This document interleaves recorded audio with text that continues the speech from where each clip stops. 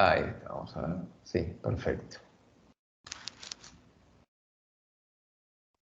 Bueno, bárbaro. Vamos a arrancar entonces con la clase de seminario de hoy. Hoy por ahí vamos a ver un tema como bastante compactado para poder terminar una cosa, empezar otra y terminarla también hoy. Antes que nada, yo lo que les quería comentar es lo siguiente. A ver si está ahí. Eh, Esto que están viendo, supongo yo, es el campus. ¿Lo alcanzan a ver? Bueno, Sí. porque lo que les quería comentar es, por un lado yo voy a subir un texto más dentro de acá de la bibliografía, pero voy a abrir una pestañita arriba de esta que dice bibliografía obligatoria, voy a ver, pero se los quería comentar como para que lo tengan presente, para poder subirle unos PowerPoints o en versión PDF de lo que son los periodos. La vez que viene vamos a ver bien, digamos, el tema de la periodización que hace Lucía, más allá de que están los videos y están, digamos, estos PowerPoints que yo ya les voy a subir ahora. ¿Sí? Pero les voy a adelantar que les subo esto porque van a encontrar allí, bueno, muchas cosas de las que ya vimos, pero en realidad van a encontrar un poco más descripta alguna cuestión de la lógica de la periodización, que la vamos a ver mejor en la próxima clase del lunes. ¿Sí? El lunes lo vamos a ver mejor, siempre y cuando hoy podamos terminar con nuestro tema. Lo que nosotros en realidad estamos viendo hasta ahora, eh, a ver si, ahí está, se alcanza a ver el PowerPoint de Psicología y Criminología. Bueno, lo que se alcanza a ver es el momento, este primer momento de la psicología en la Argentina, digamos, que va de 1880 hasta 1916.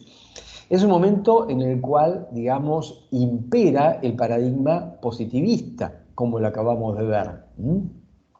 Dentro de lo que es ese paradigma positivista, e incluso nos viene muy bien la clase que hemos tenido en el teórico del día de hoy, porque nos permite visualizar de qué manera la mentalidad más biologicista y naturalista era la que imperaba en este marco, en este momento, en este modelo. Eh, Como lo habíamos desarrollado un poco antes, allí los principales exponentes en la Universidad de Buenos Aires, pero que van a ser referentes importantes en nuestro país, incluso en el exterior, un poco por lo que hemos descrito, son Horacio Piñero con el método experimental de Wundt que trae Horacio Piñero y José Ingenieros, que de algún modo además va a ser un autor que va a estar muy involucrado con todo lo que es el desarrollo de la criminología. ¿Por qué? José Ingenieros, como les había dicho la vez pasada, va a ocuparse del Instituto de Criminología de la Penitenciaría Nacional, cuando se cree en el año 1906-1907, y ahí va a ocupar un cargo importante, donde además él va a hacer una cantidad de estudios científicos, va a publicar obras sobre criminología, va a dirigir los archivos de criminología, psicología, psiquiatría y ciencias afines, y además va a publicar un texto sobre criminología que va a tener un alcance, en primer lugar, importantísimo en Latinoamérica, pero además va a expandirse en el resto del mundo, fundamentalmente en Europa, en Italia, en Francia y en España. Y nosotros habíamos marcado algunas cuestiones que tenían que ver con que, ¿por qué? ¿Cómo es que se produce esta intersección entre la psicología con el campo de la criminología? En primer lugar, como lo que cabe decir, y un poco ya con el background que tenemos, es que la criminología se inscribe en el marco de las disciplinas experimentales. Surge dentro del marco de las ciencias experimentales, conjuntamente con la psicología experimental. Y en realidad, la criminología como una ciencia experimental van a ser casi al mismo tiempo que la ciencia psicológica experimental de Wundt.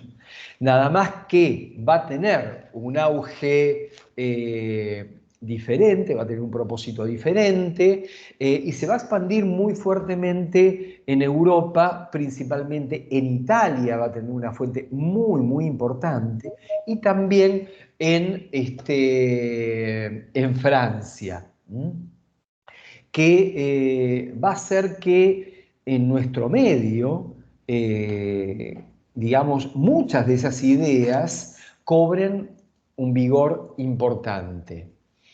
Entonces, dentro de lo que es el marco del positivismo cientificista, en donde vamos a tener el evolucionismo biológico y el naturalismo, y aparte un contexto social y político muy particular, que es que desde, digamos, fines del siglo XIX y a comienzos del siglo XX se van a producir grandes migraciones y cambios demográficos importantísimos en todo lo que es Latinoamérica y en nuestro país, ¿sí? Pero esto se va a dar en distintos lugares del mundo, no solamente en nuestro país, en distintos lugares del mundo. Piensen que en Europa también se producen grandes cambios migratorios y cambios demográficos hacia fines del siglo XIX y comienzo del siglo XX, a tal punto que el tema de, digamos, los movimientos de masas y las migraciones son una preocupación de los sociólogos y los pensadores de la cultura. Por ejemplo, un francés que se ocupó mucho de eso fue Gustave Le Bon. Gustave Le Bon, que después es quien va a inspirar a Freud para que escriba la psicología de las masas y el análisis del yo. ¿Sí? Pero Le Bon planteándose justamente a raíz de estas grandes migraciones. Y en nuestro país va a haber muchos autores, donde van a estar, por ejemplo, José Ingenieros, pero también otros autores como José María Ramos Mejía se van a ocupar del tema de, digamos, las etnias, la raza y las grandes migraciones. Porque efectivamente muy ligado a todo lo que tiene que ver con el impacto del darwinismo, va a haber un desarrollo de lo que se va a llamar darwinismo social. Y muy impulsado también por algunas teorías que algo estaba presente en Darwin, pero más estaban presentes en otro autor contemporáneo de Darwin, pero que ya había hablado del tema de la evolución antes de Darwin, que era Herbert Spencer. Herbert Spencer. Spencer se había ocupado del tema de la evolución y de la adaptación al medio en lo que es el campo social, en el terreno social y cultural, ¿sí?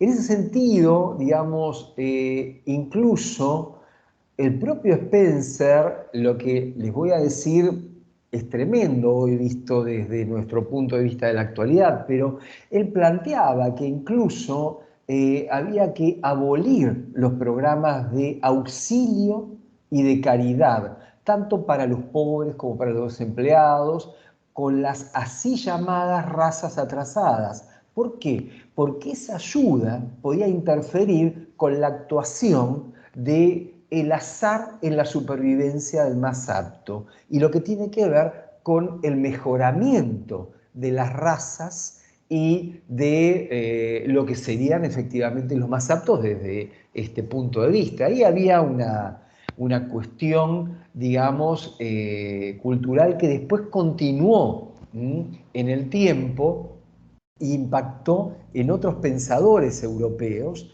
e incluso terminó, después lo vamos a ver un poco mejor cuando, quizás la semana que viene, el lunes,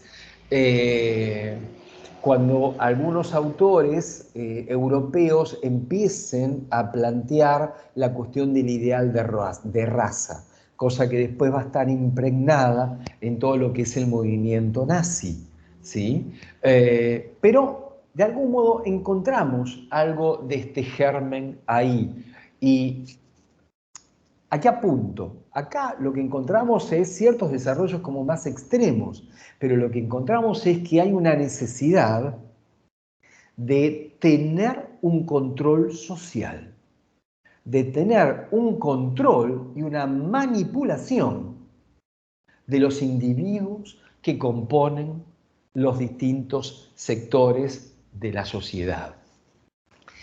Esto, si nosotros lo sumamos a que hacia fines del siglo XIX hay toda una reconfiguración de los estados latinoamericanos, aparece también la inmigración como una política del Estado, lo que aparece también es la necesidad de poder seleccionar, quizás no tan naturalmente, cómo es que se opera esa migración y quiénes son los que, digamos, van a conformar los territorios nacionales. Allí es donde la criminología va a cumplir también un papel en lo que tiene que ver con, digamos, detectar aquellos individuos que no se adaptan socialmente y aquellos que no son, digamos, aceptables para el desarrollo de esa sociedad. La influencia fundamental va a estar dada por lo que se va a dar en llamar la escuela positiva italiana. La escuela positiva o positivista italiana, que va a estar en primer lugar impulsada por Cesare Lombroso. Lombroso era un psiquiatra, un médico psiquiatra italiano que fue uno de los padres de lo que se dio a llamar la nueva criminología. ¿Por qué nueva criminología? Porque ya antes, digamos hacia el 1800, había un pensamiento criminológico establecido, en autores como Cesare Beccaria, por ejemplo. Pero, digamos, estaba muy sustentada por los principios filosóficos del iluminismo. Ahora, esta criminología es una criminología científica que se funda en los principios de la observación científica del positivismo. A Lombroso se van a sumar Ferri y Garofalo, que van a ser otros representantes importantes de la criminología italiana. Estos autores van a influir muy fuertemente en muchos autores argentinos, dentro de los cuales están, como lo pueden ver allí, José Ingenieros, Francisco de Vega, que en algún momento, digamos,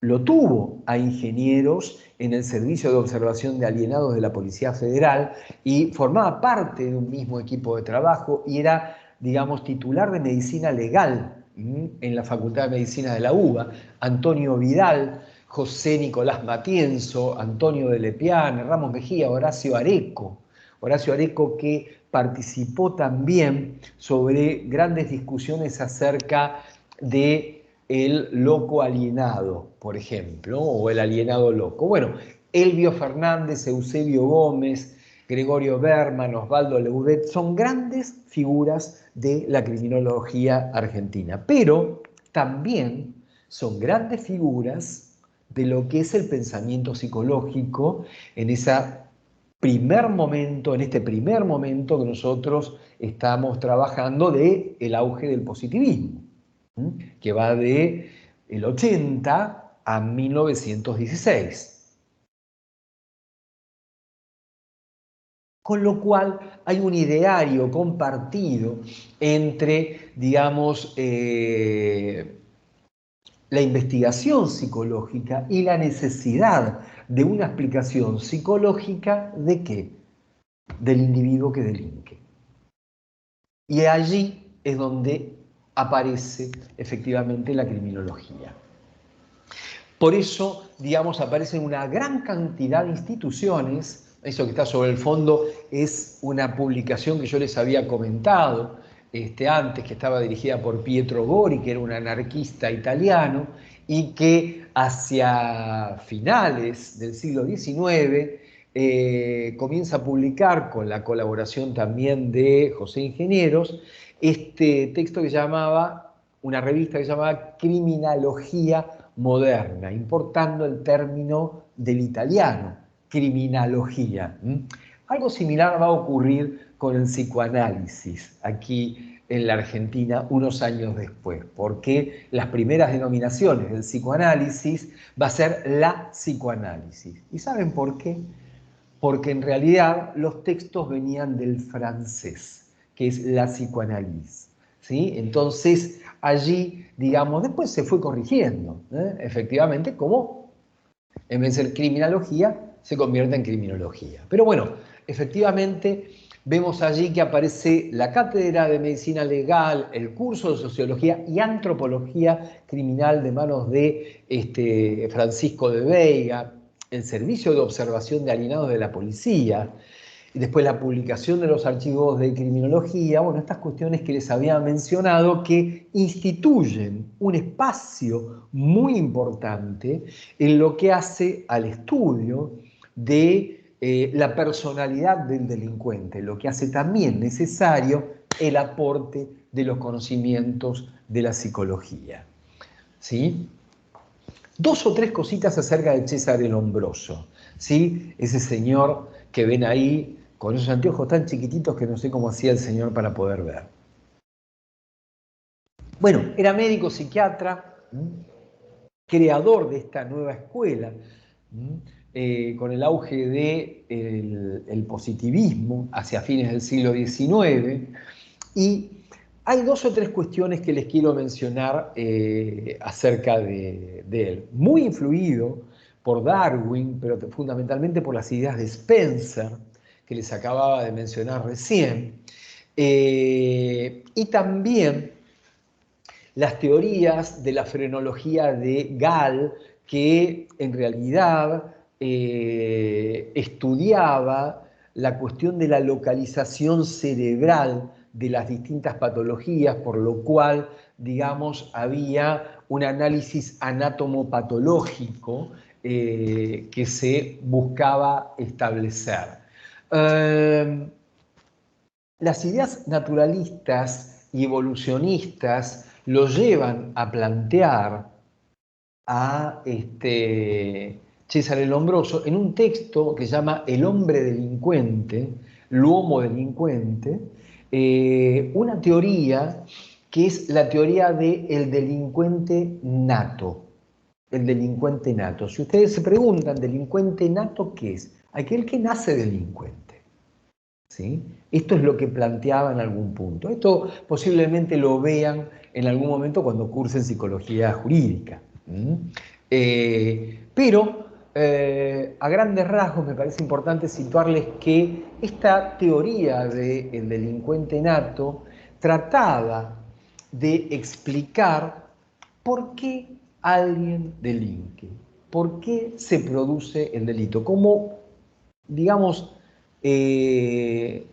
forma parte del espíritu de la mentalidad positivista científica. Se trata de dar cuenta de las causas y explicar las causas. Bueno, justamente de lo que se trataba en esta propuesta de Lombroso era explicar las causas del delito. Y él planteaba una teoría acerca del hombre delincuente. Y tenía que ver, y acá vamos a ver en acto, de algún modo, algo del orden del método patológico, tal como lo explicábamos y hablábamos hace un momento.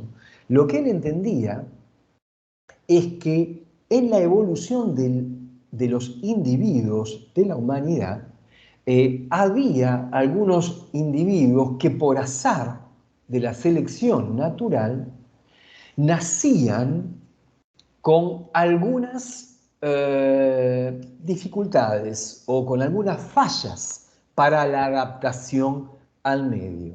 Entonces, estos individuos tenían rasgos atávicos y rasgos que formaban parte de un momento anterior de la especie.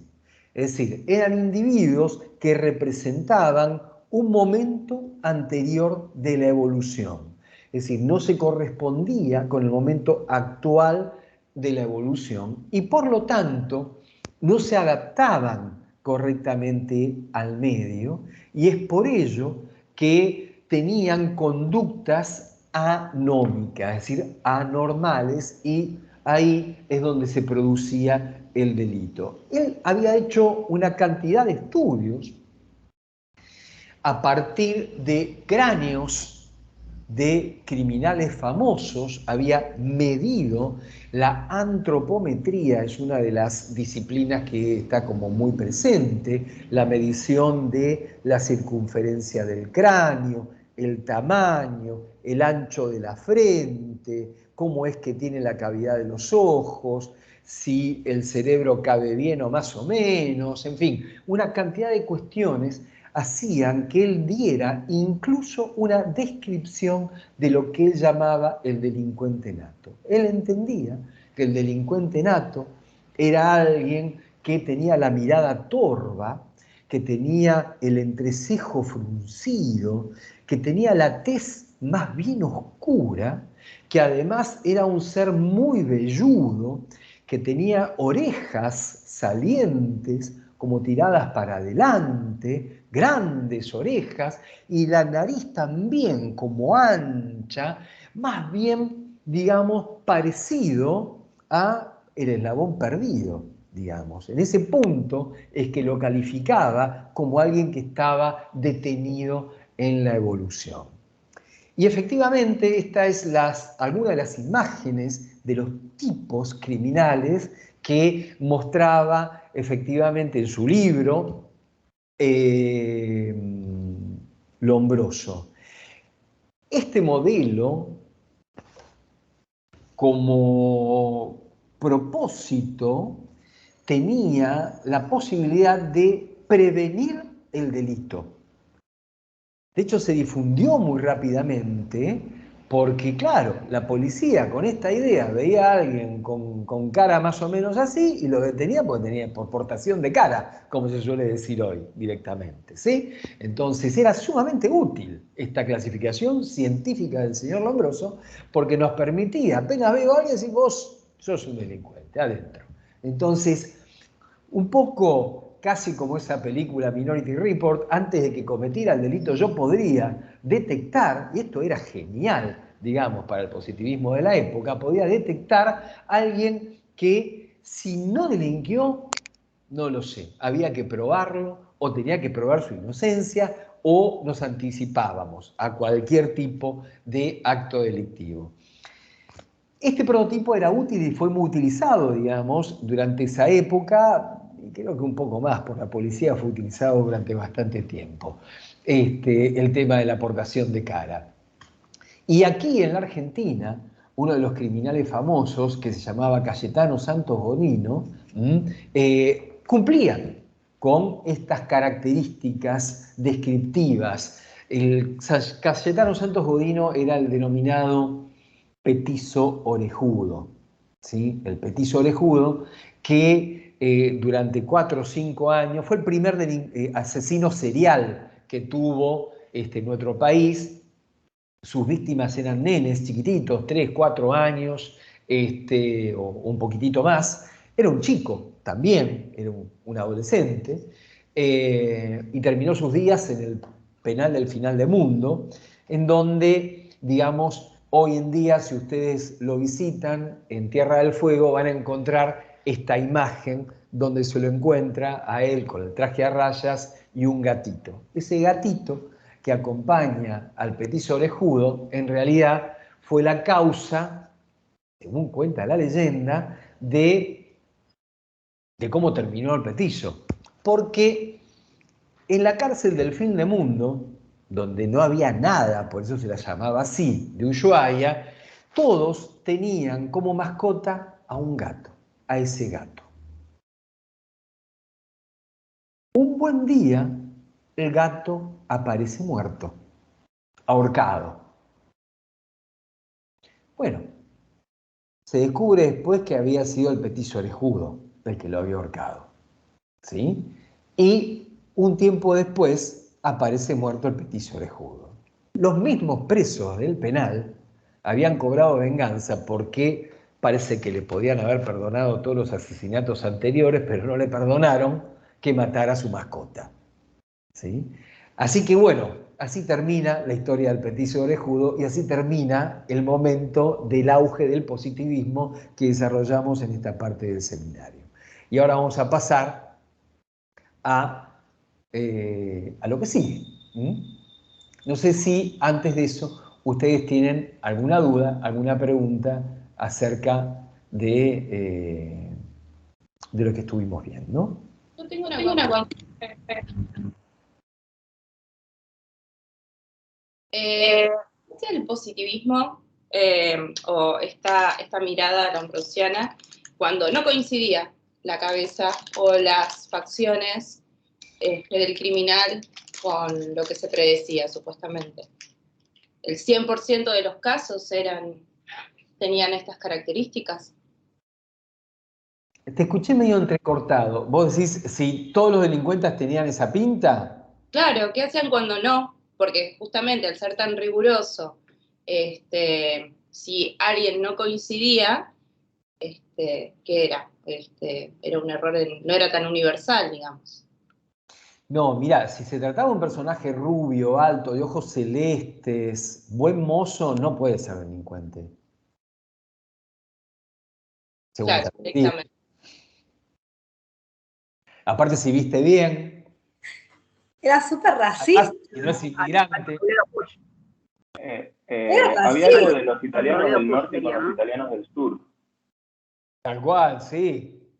Los del sur eran considerados delincuentes por sus características físicas y por eso está esa pelea de siempre. Pero creo que había algo que de hecho, no sé si fue él, pero que sí que se había marcado mismo en Italia como a raíz de estos rasgos. Tiene que ver con la eugenesia, ¿no? Seguro, sí. De la eugenesia vamos a hablar la vez que viene, creo. Pero eso es posterior, ¿sí?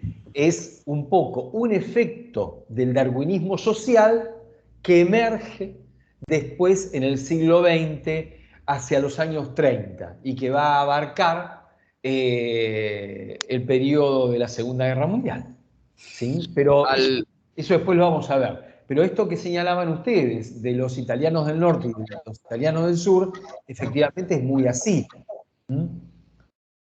Profe. Al petiso. Perdón. No. No, yo quiero preguntar por el tema del cronograma. Nosotros ahora vimos positivismo psicológico y pensamiento criminológico. ¿Eso vimos ahora? Sí. Sí, porque... es lo que al principio, chicos. Está bien, porque ahora, por ejemplo, hoy tendríamos que ver supuestamente 1930-1945, pero... El cronograma es más significativo que otra cosa. Bueno. Entonces vamos a ver lo anterior, lo de 1916 a 1930, más o menos. Ahora vamos a ver. Perfecto, gracias. Yo les dije si tienen alguna pregunta y empezamos a ver. Al petiso orejudo en ese momento se lo había diagnosticado como alienación mental, ¿no? No era un diagnóstico más en relación a algún trastorno y eso todavía. Al petiso orejudo se le hicieron varias pericias. Una de las pericias las hizo Víctor Mercante, que incluso es alguien que se ocupaba de los adolescentes y que había hecho uno de los primeros estudios experimentales y que nosotros lo habíamos mencionado en nuestro desarrollo. y que algunas de las pericias daban degeneración, otros alienación mental con degeneración, pero efectivamente, digamos, hubo bastantes pericias que se le hicieron porque aparte la investigación de los asesinatos que fueron en la zona de Once, cerca de la facultad, porque era por ahí donde vivía el petizo, duró bastante tiempo porque durante bastante tiempo empezó a aparecer otros casos que habían sido víctimas del petizo orejudo. Durante años de investigación después encontraron cuerpos y situaciones. En realidad, en definitiva, nunca se supo la cantidad de víctimas en total que tuvo el petizo orejudo. Sí se contabilizaron unas cuantas, pero no se supo el total. Profesor, ¿a qué llaman alienación mental? Alienación mental. Alienación, alguien alienado. ¿Sí? No lo podemos explicar ahora, pero tiene que ver con lo que explicamos con relación a Pinel. Bueno. Bueno, arrancamos entonces con lo que tiene que ver con el segundo momento que nosotros vamos a recorrer, ¿sí? Que es el momento que va de 1916 a 1930. ¿Sí? 1916 a 1930. Este periodo, que es el que se denomina, o que en los estudios de Lucía ha situado como, digamos, del auge del humanismo espiritualista, justamente este humanismo espiritualista es el discurso que vamos a encontrar en manos de lo que se va a llamar el antipositivismo filosófico. Los autores antipositivistas son partidarios de este humanismo espiritualista. Y aquí vamos a tener una oposición entre, hasta 1916, el paradigma del naturalismo positivista, y de 1916 a 1930, un auge, ¿sí?, de lo que es el humanismo espiritualista. Este periodo, entonces, va a estar bastante caracterizado por la crisis del positivismo en la Argentina y por un cierto declive también de la psicología experimental, aunque, digamos, va a ir cobrando otras formas, otras figuras, pero, digamos, va a... ¿Quién está presentando otra cosa, chicos?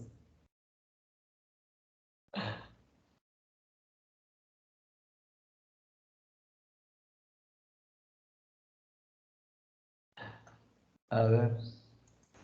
No sé, pero estaba bueno el fondo. Un lindo fondo de pantalla, chino. Un poquito de paz. No viene mal. No viene para nada mal. Bueno, ¿se ve el PowerPoint? ¿O no? Bien. Sí, se ve. Entonces, va a estar caracterizado por la crisis del positivismo en nuestro país, y una de las cuestiones que van a estar presentes también en este periodo, para nosotros importante, porque recuerden que en nuestro desarrollo nosotros situamos la psicología y la Universidad de Buenos Aires. En la Universidad de Buenos Aires se va a producir la reforma universitaria. La reforma universitaria. Para entender alguna cuestión acerca de esto, tenemos que sumergirlo en el contexto. ¿El contexto cuál es? Es el contexto del primer gobierno democrático, y acá efectivamente tenemos otra de las características de este periodo. Termina un periodo conservador en donde nosotros teníamos en nuestro país ese periodo que va, digamos, de la reorganización nacional, la generación del 80 hasta 1916, es un periodo donde los presidentes son elegidos por unos pocos. Es el gobierno de las élites ilustradas. Es el momento de lo que se daba en llamar el voto calificado. Hay una reforma que se produce hacia 1916 y que permite lo que se da en llamar el sufragio universal. El sufragio universal. Con lo cual aparece un momento de democracia ampliada, lo llama Lucía, inspirada en un planteo que hace Gino Germani, que es uno de los grandes sociólogos de nuestro país, el fundador de la sociología, principalmente contemporánea en nuestro país. Vamos a verlo mejor la vez que viene. ¿Por qué ampliada? Ampliada porque efectivamente es un periodo de democracia que lo que incluye es el sufragio universal masculino. Las mujeres no podían votar, o sea, no formaban parte del universo, pareciera, de las que podían votar, ¿sí? Entonces, en ese momento se admite solamente, digamos, el acceso al voto a los hombres que formaban parte del padrón electoral y que formaban parte de nuestra sociedad. Bueno, pero esas elecciones forman parte de un movimiento de democratización del país. Un primer movimiento de democratización que además va a, digamos, trasladarse a distintos ámbitos institucionales, porque se va a buscar una mayor representatividad de aquellos gobernados, es decir, del ciudadano, del sujeto civil. Entonces, dentro de ese contexto es que se va a originar en Córdoba, por producto de la presión estudiantil, una revuelta que va a empujar a, digamos, lo que se va a dar en llamar la reforma universitaria. Esa revuelta en realidad tiene que ver con una demanda que implica una modernización de contenidos y una transformación institucional. Yo creo que ya les había comentado a ustedes de que en nuestra Universidad de Buenos Aires ya se había producido hacia 1905 una reforma del Estatuto Universitario que incorporaba a los profesores que no formaban parte antes del gobierno universitario. Esto ocurrió solamente en Buenos Aires y más o menos en esa época después se crea la Universidad de La Plata también, que es la tercera universidad que va a formar parte de las universidades nacionales. ¿Por qué estalla en Córdoba esta revuelta estudiantil? ¿Por qué se origina en Córdoba la reforma universitaria? Se origina en Córdoba fundamentalmente porque Córdoba seguía apegada a, no olviden ustedes que la Universidad de Córdoba es la más antigua de nuestro país. La Universidad de Córdoba tiene 200 años más que la Universidad de Buenos Aires y tiene una tradición, tenía en aquel momento una tradición en donde se conservaba, digamos, la organización eclesiástica, la administración eclesiástica de la universidad. Y por esta intervención había, digamos, quejas por parte de los estudiantes en donde los contenidos no eran actuales, había que modernizar esos contenidos. No se podía leer a algunos autores en la Universidad de Córdoba, no se podía leer a Kant, por ejemplo, en la Universidad de Córdoba, ¿sí? Entonces allí había todo un planteo, todo un pedido de modernización de la universidad y que, bueno, lleva a estas revueltas estudiantiles, que más tarde, más temprano, digamos, hay una reforma que opera en la universidad, cierto sector de la universidad, una primera reforma que se hace en 1918, en donde los estudiantes se dan cuenta que era un cambio que no cambiaba nada, ¿sí? Lo que se llamaba gatopardismo, cambiar algo para que nada cambie, ¿sí? Es como cambiar los muebles del lugar, pero seguís teniendo los mismos muebles, con lo cual sigue habiendo revuelta, y en un momento determinado, el presidente de la Nación, Hipólito Yrigoyen, interviene la Universidad de Córdoba y fuerza un proceso que se va a traducir después en la Universidad de La Plata y en la Universidad de Buenos Aires.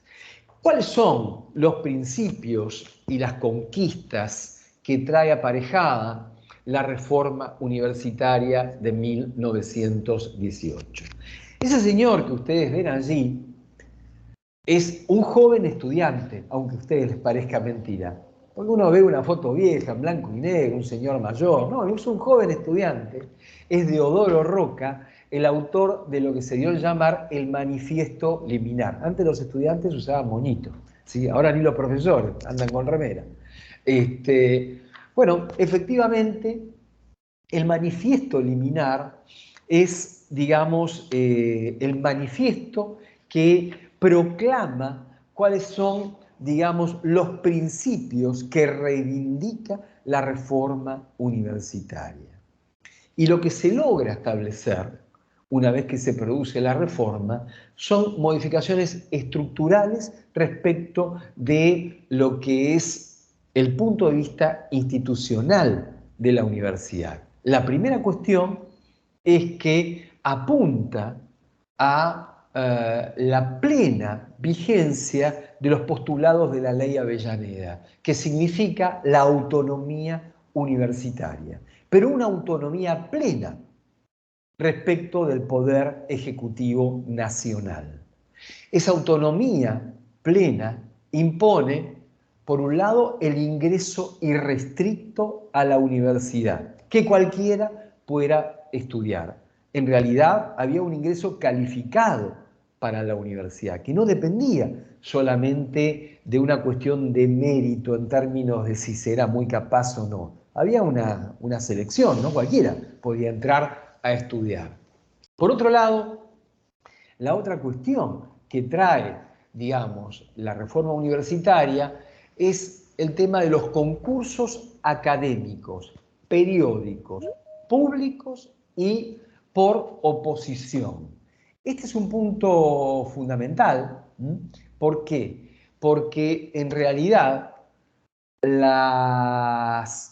digamos, las cátedras, si bien se establecían por concursos, eran unos concursos internos y donde hasta ese momento los titulares de las cátedras eran designados por el Poder Ejecutivo Nacional. Acá lo que se propone es un concurso donde haya jurados académicos que evalúen y que sean esos profesores evaluados periódicamente. Hoy en día es el sistema que está vigente. Los profesores de la universidad, nosotros, Lucía, yo, etcétera, tenemos que presentarnos cada 7 años a concursos, ¿sí? Para volver a concursar el mismo cargo o un cargo superior. Pero esto hace que en realidad, si uno concursó el cargo y lo ganó, listo, ya está, no estudió más. Y me cuelgo, ¿sí? En cambio, del otro modo, uno tiene que mostrar periódicamente la evolución, entre comillas, en su formación académica. Pero aparte esto debe ser público, es decir, debe estar abierto a que lo puedan ver los estudiantes, los pares, otros docentes, etcétera, etcétera. Y por otro lado, por oposición, ¿qué significa? Que en ese concurso, así como me anoto yo, se anota Juan, Pedro, Mariel, Marcela, etcétera, y todos competimos por ese cargo, ¿sí? Entonces, en ese punto, digamos, el que tiene mayores méritos es el que tendrá el mejor puntaje para obtener ese cargo. Esto es un poco lo que se establecía. Ojo, acá hay una cuestión. Esta modalidad de concurso que hoy está vigente no entró de entrada de pleno así en 1918. Llevó un tiempo que se arme. Y además, en el medio de ese proceso ocurrió otra cosa, que es el golpe del 30. El golpe de 1930 que da de baja todos los principios establecidos por la reforma del 18. ¿Esto qué quiere decir? Que los principios de la reforma del 18 se establecen en el 18 y se abre un proceso que va del 18 al 30 para su incorporación, pero después se disuelven. ¿Hasta cuándo? Hasta el año 57. No, 56, perdón, hasta el año 56, que es cuando se restablece de plena vigencia y se reforma el estatuto universitario a la luz de la reforma del 18 y tenemos, digamos, lo que aparece al final, el cogobierno interinstitucional interclaustros. ¿Esto qué significa? Que tanto estudiantes como profesores y graduados forman parte del gobierno de la universidad. ¿Cuál es ese gobierno de la universidad? El de la universidad es el Consejo Superior y el de las facultades es el Consejo Directivo. ¿Sí? Entonces, el Consejo Directivo y el Consejo Superior es el órgano de gobierno mayor que tiene, por un lado la facultad, consejo directivo, y por otro lado la universidad, consejo superior, que es el seno en el cual después, en el contexto de una asamblea universitaria, se eligen decanos y se elige también rector de la Universidad de Buenos Aires, etcétera, etcétera. ¿Sí? Se los estoy ¿Eso en haciendo el muy 56, sintético. profesor? Eso a partir del 56. Eso a partir del 56 y también debo decirles que lamentablemente eso dura 10 años, hasta el golpe del 66. Es decir, hasta lo que se dio a llamar la noche de los bastones largos. ¿Sí?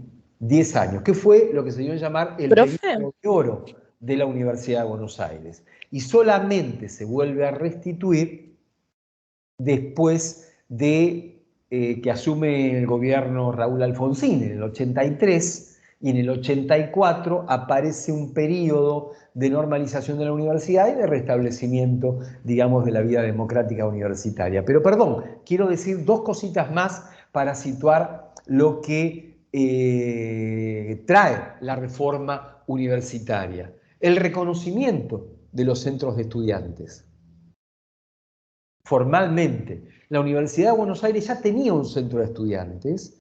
Estaban los centros de estudiantes, el de medicina primero, que fue uno de los más, digamos, aguerridos en su momento, después el de derecho, y en ese sentido también forzó al reconocimiento, pero de la Universidad de Buenos Aires. Esto no estaba incluido dentro de lo que es la normativa general, la ley, ¿sí? En lo que hace a la universidad. Entonces, lo que aparece es una inclusión institucional a partir del reconocimiento de los centros de estudiantes. Y por otro lado, la diversidad y la libertad de cátedra. La libertad de cátedra tiene que ver con que el profesor que concursa el cargo de titular de una materia y gana el cargo de titular de esa materia, tiene que dar los contenidos que están establecidos en el plan de estudios. Pero la orientación, la bibliografía, eso depende del profesor titular. Esto es lo que hace que haya una cátedra que puede ser lacaniana, otra que no sea lacaniana, una orientación en psicoterapias que puede ser psicoanalítica, otra que puede ser cognitiva, etcétera, etcétera. Entonces, en ese punto, digamos que la libertad de cátedra y la diversidad forman parte de esta, digamos, heterogeneidad que implica la vida democrática dentro de la universidad y que hace el crecimiento académico. ¿Sí? Bien, ese es el contexto de 1918 de la reforma universitaria. Alguien me quería preguntar algo, perdón. ¿Quién es? Yo quería saber si entendí bien, la reforma de 1918 empezó a tomar vigencia en 1956 hasta 1966 y después volvió recién con el gobierno de Alfonsín. Digámoslo así, la reforma de 1918, inmediatamente, una vez que se produce, y ahora lo vamos a ver, empieza a haber un proceso. Empieza a haber un proceso en donde efectivamente se empiezan a incorporar los principios de la reforma. ¿Sí? Pero, por ejemplo, la participación de los estudiantes en el gobierno de la universidad no se logra obtener de manera inmediata. Sí se reconocen los centros de estudiantes, pero no tienen, digamos, una inscripción inmediata en ese momento, inmediatamente, ¿no? Después inmediatamente después de la reforma universitaria. Aparece de pleno los principios de la reforma universitaria restituidos en el año 56, en esa década que va del 56 a 56-57 a el golpe del 66. ¿Sí? Que después eso se interrumpe por efecto del golpe de Estado de Onganía en el año 66 y queda totalmente en suspenso la reforma universitaria, la autonomía universitaria y demás, hasta que asume el gobierno de Alfonsín en 1983, que el gobierno de Alfonsín lo asume en noviembre-diciembre del 83, con lo cual el proceso de democratización de la universidad se va a dar recién en el 84 en adelante. ¿Se entiende? Sí. Fue como una lucha a lo largo del tiempo, el tema de la reforma y estos principios. Sí, y tengamos en cuenta que los cambios institucionales llevan tiempo. Llevan tiempo porque hay fuerzas, hay intereses en el medio y además la aplicación de una ley no es que se promulga la ley en el año, ponele 20 y en el 21 ya está implementada. Olvídate, eso no funciona así. Acá no funcionó nunca así, de esa manera. ¿Sí? Más aún con los cambios institucionales que tuvo nuestro país. Bueno, avanzamos un poquitito más y veamos, digamos, a qué nos referimos con el antipositivismo filosófico. El antipositivismo filosófico. El antipositivismo filosófico es principalmente una reacción desde el discurso filosófico hacia el naturalismo positivista, es decir, a esta concepción en donde ciertas disciplinas, como la psicología, se terminan convirtiendo en una ciencia biológica, se termina forzando una naturalización de una disciplina que en los comienzos formaba parte en una rama de la filosofía y formaba parte de una concepción humanista. Entonces hay como una reivindicación de la vuelta hacia las humanidades de la psicología y un rechazo a las explicaciones deterministas, naturalistas, biologicistas. Esto está también muy promulgado por un movimiento que se llama neocantismo.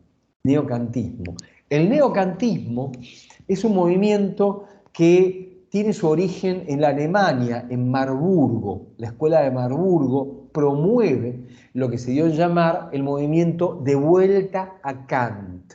De vuelta a Kant, justamente porque el positivismo había arrasado con las filosofías metafísicas después de Hegel. Y de algún modo había una necesidad de retrotraer el pensamiento filosófico y volver a Kant. Esta idea, yo hace un momento les había hablado de Lacan propone la vuelta a Freud, ¿no? Cuando habíamos hablado de Foucault. Foucault es uno de los que menciona esta cuestión, ¿no? Bueno, efectivamente, Lacan no inventó nada en este punto de el volver a Freud. Ya en la misma época de Lacan, Althusser proponía la vuelta a Marx, ¿no? Que hay que volver a leer a Marx. Y los neokantianos que hay que volver a Kant. Los neoplatónicos, unos cuantos años antes, habían planteado que había que volver a Platón. Entonces, en ese punto, digamos, este tema de releer, resituar, ¿sí? Una actualidad, pero a partir de la autorización, como es en el caso de Kant una figura enorme, para volver a reposicionar la filosofía, bueno, aparece hacia fines del siglo XIX con una impronta que va a arremeter contra el naturalismo y el positivismo biologicista. Yo les voy a decir 2 o 3 cosas nada más, porque después en uno de los teóricos lo voy a retomar, porque uno de los autores que forma parte del neocantismo, bueno, uno es Cassirer, que es un autor muy importante, pero otro es Dilthey, que es un autor que ustedes van a ver después. Y Dilthey va a ser una división entre las ciencias de la naturaleza y las ciencias del espíritu. Y va a colocar a la psicología dentro de las ciencias del espíritu. Y va a plantear que la naturaleza tiene principios explicativos causales que no corresponden a lo que son las leyes del espíritu, ¿sí? Entonces, esta es una cuestión fundamental para después entender a Dilthey, pero para entender también lo que ocurre en este momento, en donde de lo que se trata es de oponerse a estas reduccionismos biologicistas que forman parte del naturalismo. Un filósofo muy reconocido que forma parte del neocantismo era José Ortega y Gasset, ¿sí? Ahí figura Ortega y Gasset, es la misma persona, ¿eh? Se llama José Ortega y Gasset, ¿sí? Bueno, este filósofo español visita hacia 1916, a partir de del reordenamiento democrático de nuestro país, visita por primera vez la Argentina. Digo por primera vez porque Ortega y Gasset va a volver a venir 2 o 3 veces más a nuestro país y es muy bien recibido, pero además de muy bien recibido, digamos que el discurso y el planteo de José Ortega y Gasset va a reforzar de algún modo la crítica al positivismo. Y es en ese contexto que van a emerger 2 figuras importantes como paradigmáticas de la crítica al positivismo. Uno es Alejandro Korn, que hoy lo vamos a conocer y va a dejar de ser una localidad que está camino a La Plata, y el otro es Coriolano Alberini. Coriolano Alberini. Bueno, vamos a ver un poquito algo de estas personas. La primera cuestión que me parece importante remarcarles, como para que lo puedan ubicar en una especie de cronología, línea de tiempo. Las líneas de tiempo a veces son difíciles de hacer, primero porque las líneas no son tan lineales muchas veces, pero digamos que también hay cuestiones que a veces también se nos escapan. Tenemos dos figuras, habíamos puesto como paradigmáticas del positivismo psicológico en la Argentina. Una era Horacio Piñero, la otra era José Ingenieros. A esas dos figuras paradigmáticas se le van a oponer estas otras dos figuras paradigmáticas que son Alejandro Korn y Coriolano Alberini. ¿Sí? Ahora, si ustedes se fijan, ¿sí? Porque yo sé que ustedes son detallistas y se fijan mucho en estas cosas, ¿sí? Van a darse cuenta rápidamente de que Horacio Piñero y Alejandro Korn son contemporáneos. Tienen más o menos la misma edad. Es más, hasta José Ingenieros es un poco más pendejo que Alejandro Korn. ¿Sí? En cambio, Coriolano Alberini es mucho más joven que esos tres. Esto tiene que ver con algo que ahora vamos a desarrollar un poco mejor, pero y es que efectivamente Alejandro Korn es contemporáneo de Piñero e Ingenieros. Y va a tener Alejandro Korn un primer momento en el cual él va a formar parte del positivismo. Va a tener, digamos, una impronta positivista, pero después se va a despegar del positivismo y se va a volver crítico del positivismo. Distinto es lo que ocurre con Alberini. Alberini había sido discípulo de Piñero. Y esto también es otro factor importante. Piensen ustedes en una cuestión. La Facultad de Filosofía y Letras. Primero, ¿quién te viene a dar clase de psicología a la Facultad de Filosofía y Letras? Los abogados. Cuando los abogados se corren del lugar, ¿quién viene a dar psicología? Los médicos, psiquiatras, Piñero, Ingeniero. Hay un punto en el cual todo eso está cargado de biologicismo y aquí tenemos en Coriolano Alberini uno de los primeros egresados de filosofía que se va a ocupar de la psicología. Entonces él va a efectivamente posicionarse desde la filosofía y desde una filosofía humanista contraria al positivismo naturalista. Otra cuestión que me parece importante de marcar es que hay en estas figuras una trayectoria institucional muy importante. ¿Por qué? Porque Alejandro Korn va a ser el primer decano electo por la reforma universitaria. Alejandro Korn va a ser el primer decano que se elige con el voto que va a producir la reforma universitaria. Y además, ya antes, Alejandro Korn va a tener desde 1912 una participación en la política institucional de la Facultad de Filosofía y Letras como miembro del Consejo Directivo.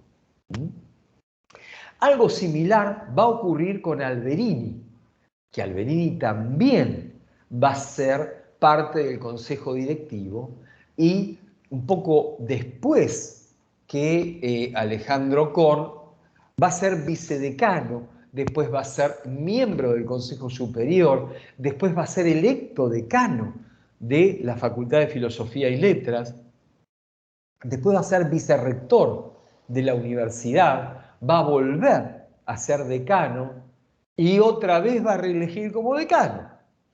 ¿Sí? Es decir, durante todo el periodo, yo creo que se los había comentado, Alberini va a estar hasta el año 42-43, digamos, a cargo de la cátedra, de la segunda cátedra, que era la que estaba, digamos, antes a cargo de Ingenieros. Y durante todo ese periodo, él va a tener un cargo institucional muy fuerte, tanto en la facultad como en la universidad. ¿Sí? Bueno, ¿qué pensaban estas personas? Al menos qué pensaban acerca de la psicología y de lo que estamos hablando. ¿Qué pensaban de otras cosas? No lo sé. Pero, digamos, vamos a arrancar con Alejandro Korn. Alejandro Korn, al igual que José Ingenieros y que Horacio Piñero, era médico.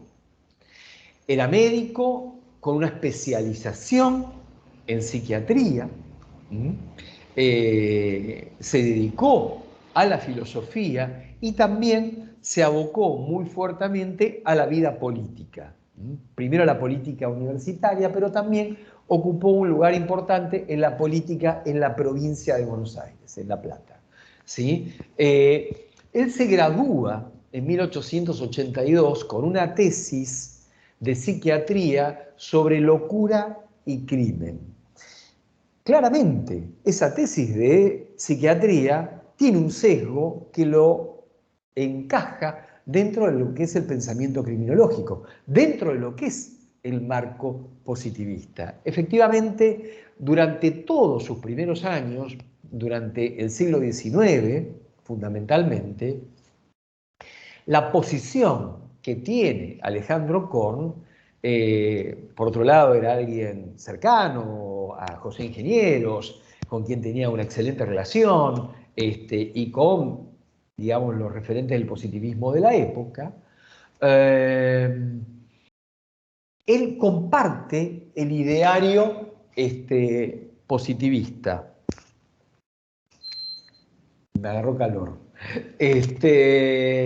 Comparte el ideario positivista, a tal punto, digamos, que se embarca en la cuestión de la criminología, es nombrado médico de policía y unos años más tarde es designado director del Hospital Provincial Melchor Romero, cargo que él va a ocupar hasta 1916, director del Hospital Provincial Melchor Romero, que si ustedes se fijan en la cronología, que está en la página de atrás, es el momento previo a lo que tiene que ver con la reforma universitaria, donde él va a ocupar otros cargos, tanto en la Universidad de Buenos Aires como en la Universidad de La Plata. Pero digamos que como director del Melchor Romero, él tiene este lugar de alienista, ¿sí? La clásica, digamos, posición que tiene el médico psiquiatra, como la tenía Charcot también, ¿no? En la dirección de la Salpêtrière. Tenía una clásica posición psiquiátrica, pero en los últimos años él se va a ir despegando cada vez más en lo que tiene que ver con su atención, su interés, sus escritos, van a estar cada vez más volcados a la filosofía. A pesar de ello, digamos, él funda la Sociedad Médica de La Plata, y en La Plata va a tener un importante reconocimiento.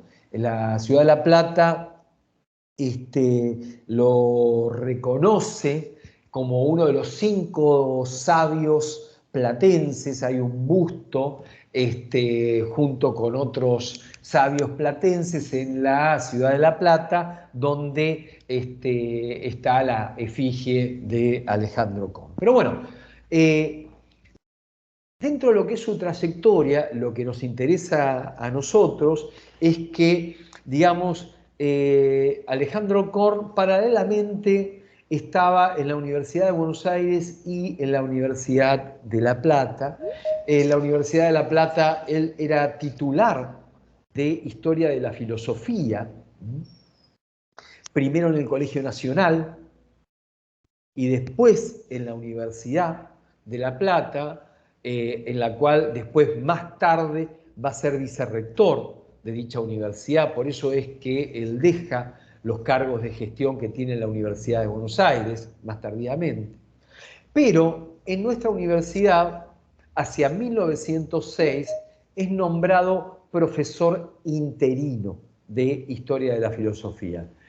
La asignatura Historia de la Filosofía es la asignatura más importante de filosofía, porque es ahí donde se ve toda la filosofía. en definitiva. Se ve desde Sócrates, Platón, hasta ayer a la noche, ¿sí? Los filósofos más actuales. Entonces, en ese punto, digamos, en una materia troncal, que hizo que Alejandro Korn fuera dedicándose cada vez más a la filosofía. Y es por eso que en sus estudios, digamos, va a concentrarse en ese plano. Y una vez que vuelque, digamos, digamos, su interés hacia la filosofía y se vaya alejando de lo que tiene que ver con la clínica psiquiátrica, va a volverse más crítico del naturalismo y del positivismo. Les había comentado que era el primer decano que fue electo después de la reforma universitaria. En realidad había dos candidatos para ejercer el decanato. Uno era Alejandro Korn y el otro era José Ingenieros. El otro era José Ingenieros. Que José Ingenieros también tenía cierta simpatía entre algunos estudiantes, también de algún modo tenía, digamos, una posición reformista, pero lo que le jugaba en contra a Ingenieros era su posicionamiento naturalista y positivista en el interior de una facultad que después de 1916 tendía hacia las humanidades de manera plena y a la crítica al positivismo. Esto es lo que hizo que Alejandro Korn asumiera efectivamente con un voto mayoritario de, digamos, en aquel momento, asumiera el decanato de la Facultad de Filosofía y Letras. Las dos obras fundamentales de Alejandro Korn son la axiología y la libertad creadora. La axiología tiene que ver fundamentalmente con, bueno, esto ahí sigue Alberini, entonces no escribí nada acerca de la axiología, pero se los cuento. La axiología fundamentalmente toma muchos de los principios, un texto de 1930 y la libertad creadora es un texto de 1922. En los dos textos, a una de las cuestiones que se opone es al determinismo biológico, al determinismo naturalista. Esta es una de las cuestiones fundamentales que están presentes allí. En la libertad creadora, justamente, una de las cuestiones que va a plantear Alejandro Korn es que, por un lado, el yo, la conciencia, el sujeto, no puede reducirse a los principios fisiológicos y biológicos. Y que, por otro lado, el reducirlo a los principios biológicos naturalistas los coloca en un lugar de pasividad. Y lo que uno ve, y esto es lo que rescata fundamentalmente Alejandro Korn, es que el yo es fundamentalmente activo, no pasivo, sino activo y creador. Esta es una de las cualidades fundamentales del sujeto, de la subjetividad, del yo. ¿Sí? Dice Alejandro Korn, les leo algo, dice: el sujeto no se mantiene frente al mundo en actitud contemplativa, no es en manera alguna un espectador desinteresado. Es decir, si nosotros pensamos la relación organismo-medio, donde el medio actúa con estímulos y el organismo es el que tiene que responder y es una tabula rasa y escribe, digamos, de manera pasiva lo que el medio ambiente le da, bueno, lo colocamos al sujeto como alguien pasivo. Esta es una de las características del biologicismo y del naturalismo que rechaza el humanismo, fundamentalmente. ¿Por qué? Porque el sujeto es activo y fundamentalmente el yo es un yo creador. La conciencia, dice Alejandro Korn, es el teatro de los conflictos y armonías entre el sujeto que siente, juzga y quiere y el objeto que se amolda o se resiste. Y más adelante va a decir Alejandro Korn, un tratado de filosofía para ser lógico debiera escribirse, dice él, con verbos, sin emplearse un solo sustantivo, justamente porque el verbo implica la acción. No empleemos un verbo sin referirlo a un sustantivo o a un pronombre que haga sus veces. Esta modalidad del idioma sugerida por la estabilidad relativa de las cosas, dice, deriva del realismo ingenuo y nos induce al error. Bueno, justamente esta es una de las características que rescata, digamos, Alejandro Korn, y la otra cuestión es la afirmación de la libertad, que para la afirmación de la libertad, por eso se llama la libertad creadora, el yo es libre, y esto en oposición al determinismo. El yo es libre y creador, ¿sí? Para eso se va a autorizar en el neocantismo, en la vuelta a Kant, ¿no? Él va a decir, en la tercera antinomia de Kant, se enuncia en términos escuetos el problema filosófico por excelencia, la afirmación conjunta de la necesidad y de la libertad. Afirmación conjunta de la necesidad y de la libertad. ¿Qué significa? Que el sujeto no es un sujeto solamente de la necesidad, no puede ser reducido a un ser biológico. Además de la necesidad está la libertad de acción, la libertad de juzgar, la libertad de sentir, la libertad de creer y la libertad de crear.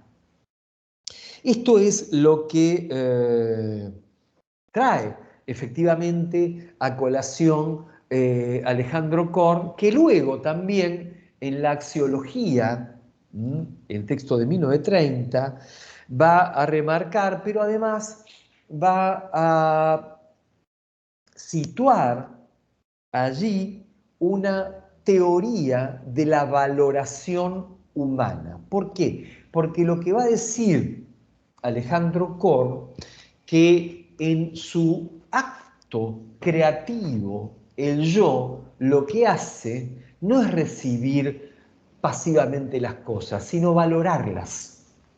Y esa valoración es una valoración significativa, es decir, otorga un sentido a las cosas en función de su valoración. Ahí va a armar después todo un cuadro de los valores en donde va a diferenciar valores que tienen que ver con lo social, valores que tienen que ver con lo religioso, valores que tienen que ver con lo ético, lo lógico, lo económico, lo estético, etcétera, etcétera. Y en ese sentido va a haber una diversidad de valoraciones, pero que en definitiva dan cuenta de que el yo significa. Ahí hay, en el planteo de Alejandro Korn, una inclusión de lo que el humanismo trae en tanto subjetivación.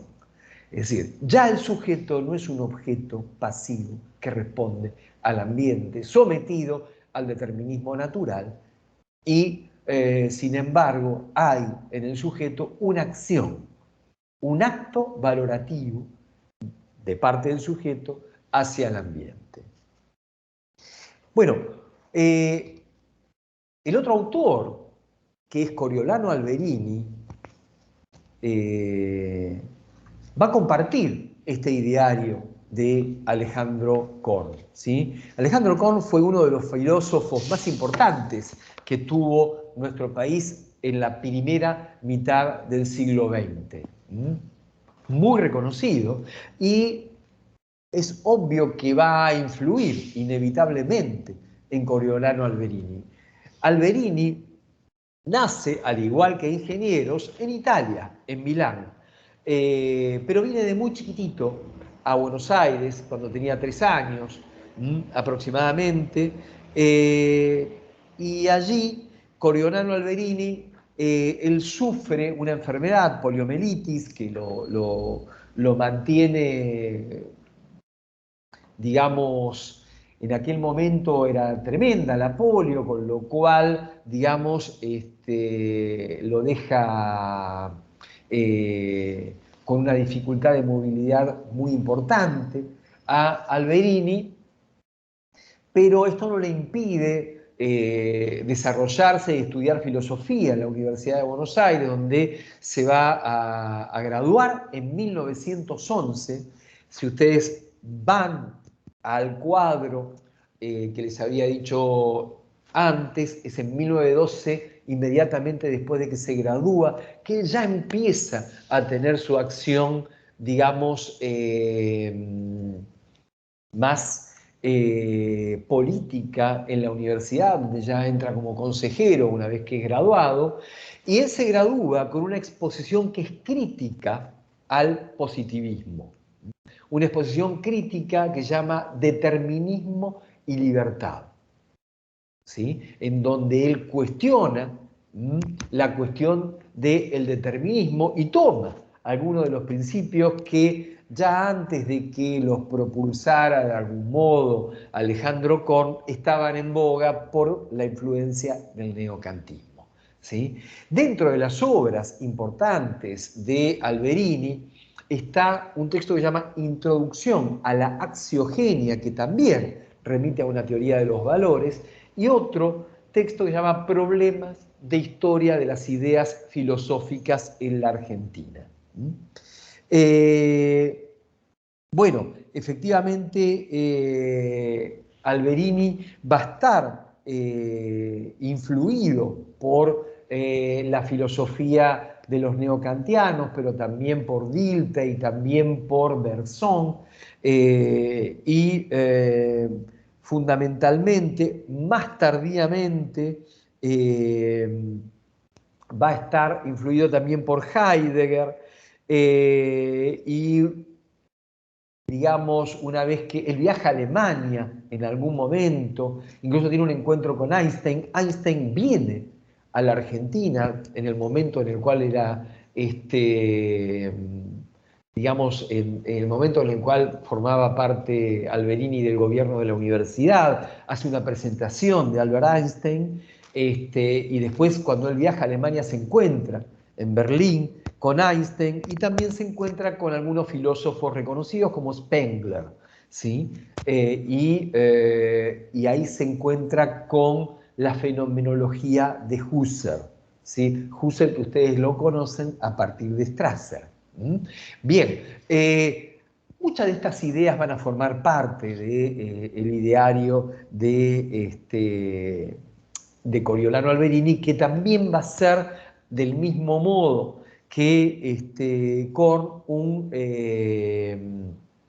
un crítico del positivismo naturalista. La particularidad que tiene Coriolano Alberini es que Coriolano Alberini va a estar a cargo del segundo curso de psicología, el que va a llevar adelante hasta el año 1942-43, ¿sí? En ese sentido, durante esos 20 años aproximadamente, la teoría que él va a dar de la psicología va a ser una teoría crítica y muy fundada, crítica al naturalismo y al positivismo, y muy fundada en autores filosóficos, ¿sí? En estos autores que les mencionaba, en los autores neocantianos, en Berzón, en Dilthey, en Spengler más tardíamente. va a formar parte también del gobierno de la universidad y después se va a retirar de la docencia en 1946 justamente por sus dolencias físicas respecto de la enfermedad que acarrea desde que era niño. Coriolano Alberini igualmente, por más de retirarse, va a tener una vida después activa a través de sus escritos y va a fallecer en 1960. Hay otro autor que me parece muy importante que tengamos presente, que no forma parte, dame un segundito, que no forma parte de este dúo crítico del naturalismo biologicista, que es Enrique Mouchet. Enrique Mouchet, que era también como bastante contemporáneo de Alberini, que vivió entre 1886 y 1977, y que tuvo una obra más centrada en la psicología incluso. Mouchet, yo les había mencionado que había tenido la doble formación, tal como lo planteaba Ribot. Había estudiado filosofía y se había doctorado hacia 1910 con una tesis sobre el concepto de identidad. Y en medicina se doctora unos años después con una tesis que es Introducción a la fisiología y a la patología del espíritu. Una, digamos, amalgama interesante, fisiología y patología del espíritu, en donde muestra tempranamente su interés por la psicofisiología, que es lo que después lo va a llevar a hacerse cargo de la cátedra que tenía Horacio Piñero, y lo va a suceder entre 1919 y 1943. Me parece que es un autor digno de mención porque él no va a abandonar la psicología experimental, no va a abandonar la psicología fisiológica, pero va a tratar de incorporar autores que exceden al naturalismo biologicista. A través de uno de sus profesores adjuntos, que era Beltrán, él va incluso a incorporar a algunas ideas de Freud, en donde va a incluir, digamos, el psicoanálisis de Freud. Y después, con el tiempo, él va a ir construyendo algunos de sus propios conceptos psicológicos, dentro de los cuales lo va a llevar a armar lo que él va a llamar su psicología vital. La psicología vital de Mouchet va a estar como amalgamada entre el vitalismo biologicista, pero también un vitalismo que se nutre de los conceptos que trae después autores como Dilthey, a partir de que sitúan la cuestión de la vivencia. ¿Sí? Pero, en definitiva, la psicología vital de Mouchet es una creación propia que él va a presentar en su texto Percepción, Instinto y Razón. También Mouchet va a tener un tratado de las pasiones, ocupándose, cuando ya nadie hablaba de la pasión, él va a volver a hablar de la pasión, de las emociones, pero también de la pasión, desde la perspectiva psicológica. Con lo cual, me parece que, Mouchet es un autor no solamente digno de mención porque ocupó la enseñanza de la psicología experimental sucediéndolo a Piñero, sino que además ha dejado una obra que tiene una cierta personalidad propia, una cierta identidad, y que de algún modo trata de ser superadora del positivismo naturalista. Bueno, hasta acá, compañeros, el desarrollo que corresponde a este segundo momento, que es el periodo que va del año 1916 al 30, y como ustedes ven, excede al 30, porque los autores, dos de los autores que vemos aquí, digamos, siguen su desarrollo en la Universidad de Buenos Aires hasta el año 43, como es el caso de Alberini y como es el caso de Mouget. Pero, en realidad, van a ser los autores que van a tener pregnancia en este segundo momento, que va a ser muy distinto al momento en donde gobierna el paradigma positivista y donde vamos a encontrar, de algún modo, la inspiración de las corrientes filosóficas del humanismo. Bueno, dudas, preguntas, inquietudes. O sea que en este periodo después de la Argentina conservadora, predomina el antipositivismo. Predomina el antipositivismo, sí. Excelente. Pero aparte, lo que vemos es que los autores que van a ocupar un lugar fundamental en la transmisión del discurso psicológico en la Universidad de Buenos Aires, que son Alejandro Korn y Coriolano Alberini fundamentalmente, van a ser tremendamente críticos del positivismo. Y Mouget, que es el que va a ocuparse de la cátedra que tenía Piñero, de algún modo va a morigerar, va a ablandar su discurso y va a incluir autores que el positivismo criticaba, como Berzón, por ejemplo. Entonces, en este punto, lo que va a emerger es una caída del paradigma positivista, naturalista, del discurso biologicista y, de algún modo, una valoración de la subjetividad y de la perspectiva humanista.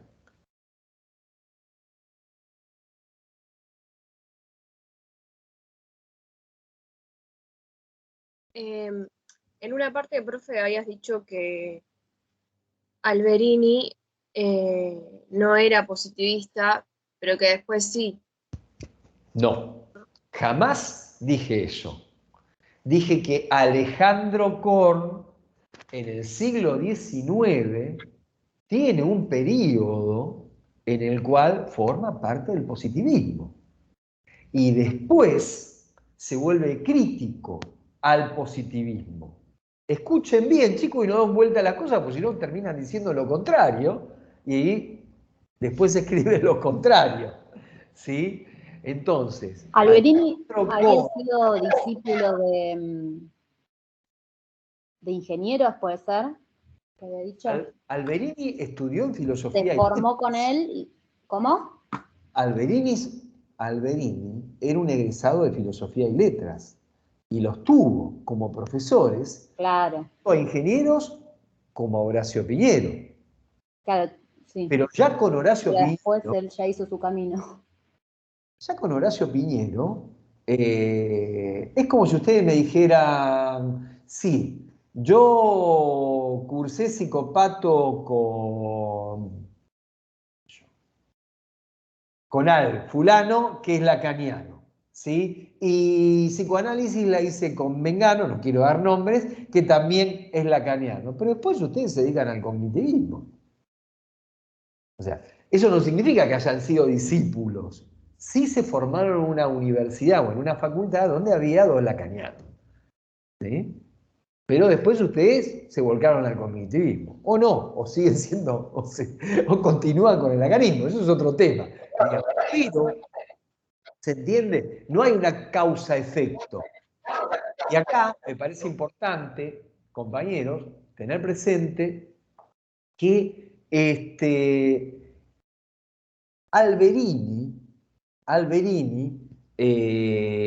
es uno de los primeros egresados de filosofía, que además después ocupa un lugar, siendo egresado de filosofía, primero en la gestión de la Facultad de Filosofía y Letras, pero además ocupa un lugar en la enseñanza de la psicología, en la enseñanza de filosofía y letras, y donde toma ese lugar siendo totalmente crítico del positivismo. ¿Se entiende? Lo que quizás a ustedes los confundió en algún momento, y quiero aclararlo porque no es lo que dije, ¿sí? Alejandro Korn en sus comienzos era positivista. La tesis de Alejandro Korn, Locura y Crimen, vamos para atrás, perdón.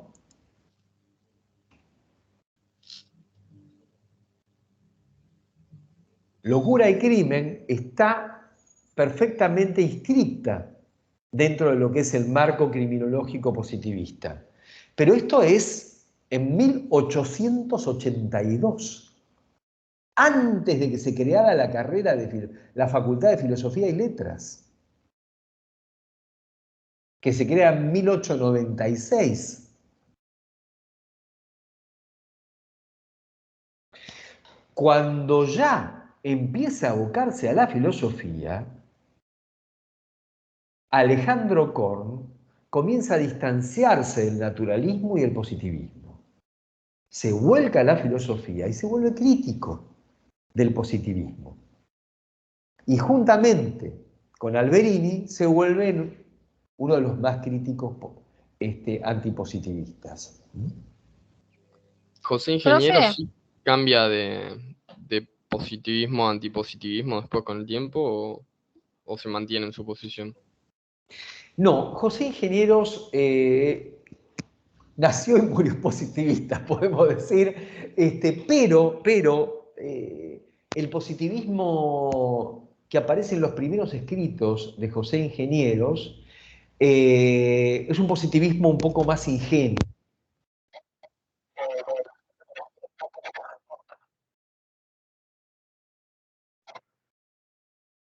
No se te escucha, profe.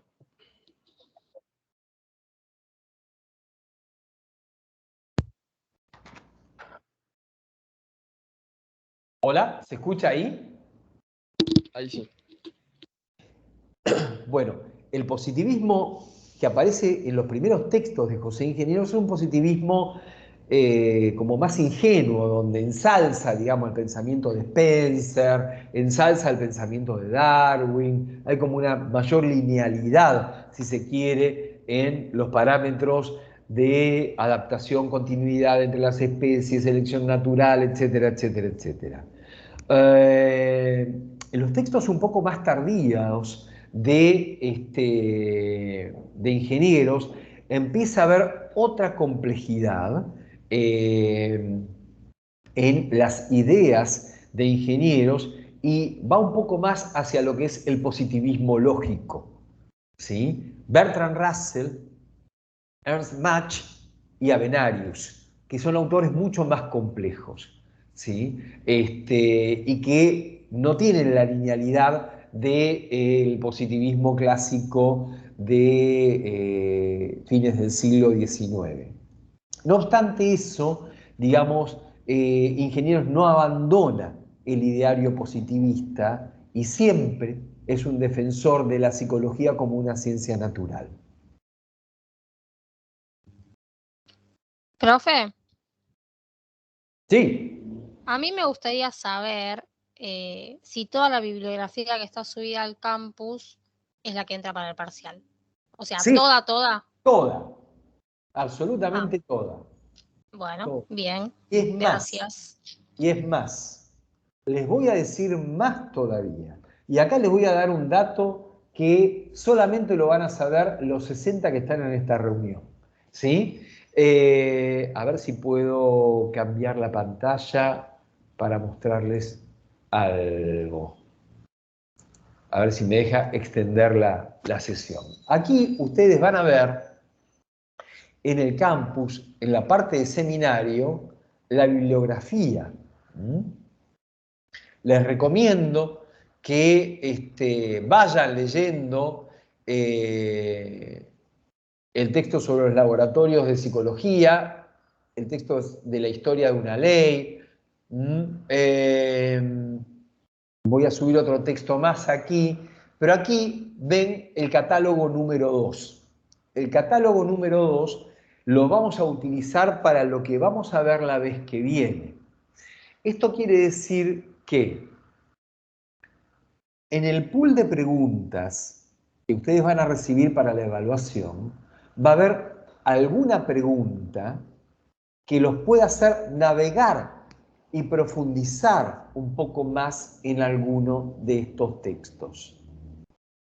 Eso quiere decir que ustedes pueden tener una pregunta en donde ustedes sitúen un periodo, lo comparen con otro periodo, sitúen las características y eso los lleve a plantear algo así, pero que también lo lleve a profundizar a un autor característico de alguno de esos periodos y lo comparen con otro autor característico del otro periodo. O bien, una institución característica de uno de esos periodos a compararla con otra institución característica de otro periodo y situar allí esas diferencias. Con lo cual, eso implica que no es que tienen que poner toda la bibliografía en la pregunta que ustedes van a desarrollar, pero tienen que conocerla a la bibliografía.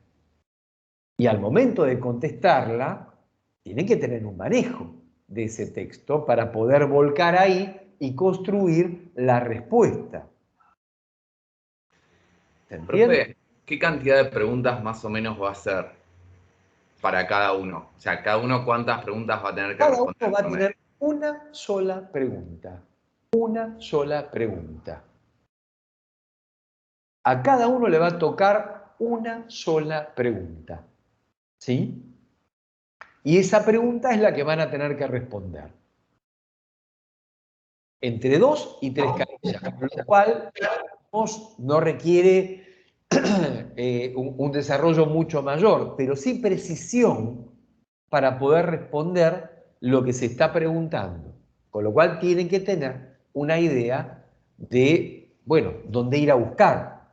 Pero no es que tienen una semana, un mes de tiempo. En ese sentido no es obligación. Profe, a mí me quedó la duda de, en esta etapa humanística, en tanto a la criminología, ¿se cambió esa perspectiva o se siguió igual de, no sé, ver la fisiología de las personas, la fisionomía y bueno, no sé, decir, bueno, este es un delincuente? La verdad que no te entendí la pregunta. La perspectiva criminológica, o sea, la criminología, casi cambió en la perspectiva humanística. Sigue siendo claro. como en 1900, decís vos. Claro, que antes, según lo que planteaban, sí. No, los modelos del pensamiento criminológico han cambiado a través del tiempo, ¿sí? Y la criminología se ha nutrido de distintas perspectivas que fueron cambiando, tanto de ideas psicológicas que han ido cambiando, también de ideas sociológicas que han ido cambiando. ¿Sí? Pero yo digo ahora en el periodo de Alejandro Korn y demás, en ese momento, donde hay una perspectiva más humanística. Antes del golpe de Estado, digamos. ¿Cambió eso o se mantuvo? ¿Vos estás hablando? El naturalismo biologicista. Sí, no, yo estoy hablando de lo que vimos en clase nada más, no de la actualidad. O sea, en tanto el periodo naturalista y en tanto la perspectiva humanista, o sea, esos dos periodos que son distintos. Donde en el segundo periodo se tiene en cuenta la subjetividad y demás. En relación a la criminología, ¿hubo un cambio? A ver, en realidad, les pido que por favor silencien los micrófonos, porque si no hace eco. Y que cuando quieren hablar, levanten la mano. Bautista, te voy a bajar la mano, porque la tenés levantada desde hace un rato largo. Levanten la mano para hablar, así nos ordenamos. Ya está resuelto, Bautista, no te hagas drama. Bastica tranquilo. Y bájalo con algo. Bueno, Jessica creo que era la que había hecho la pregunta. A ver, no podemos pensarla de esa manera, la pregunta. En primer lugar, porque lo que querés pensar es cómo. Pensar la criminología desde el humanismo, ponele de Korn o de Alberini. Y Alberini y Korn no se dedicaron a la criminología. Korn dejó la criminología ya después de 1900 y piquín, donde él ya se volvió humanista y antipositivista.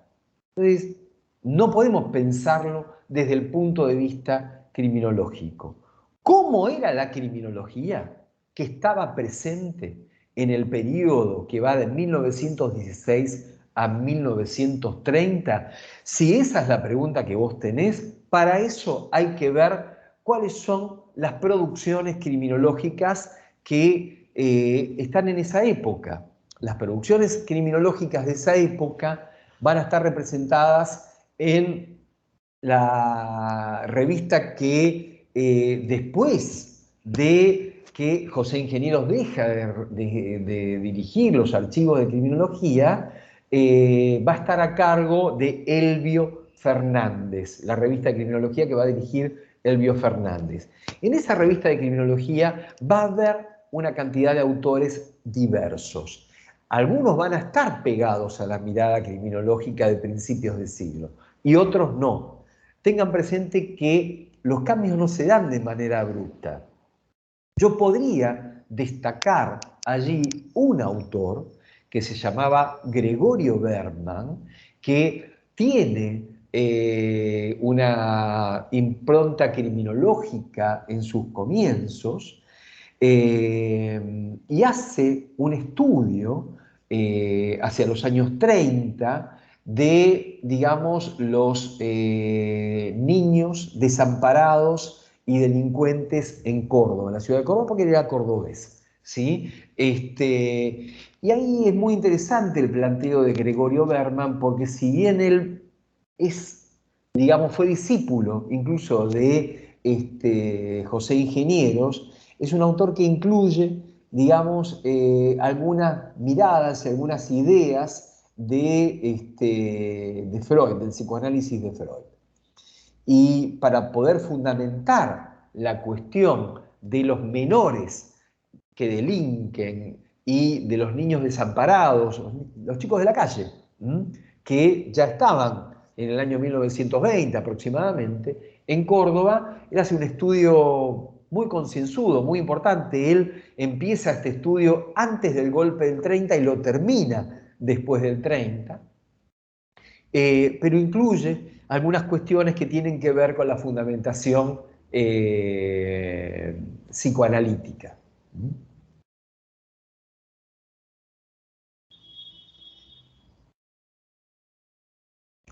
Bueno, yo te saludo porque me voy a la clase. Ya tenemos, solamente cuando la idea era terminar antes, pero bueno, ya tendríamos que estar terminando y cerrando esto, porque ustedes ya tienen el práctico ahora. Así que yo los saludo. Si quedó alguna duda, alguna pregunta, la vemos la vez que viene, y el lunes nos reencontramos en este mismo canal. ¿Sí? Gracias, profe. Buen fin de. Cerramos acá. Chao, profe. Chao, chao. Buen fin de, hasta luego.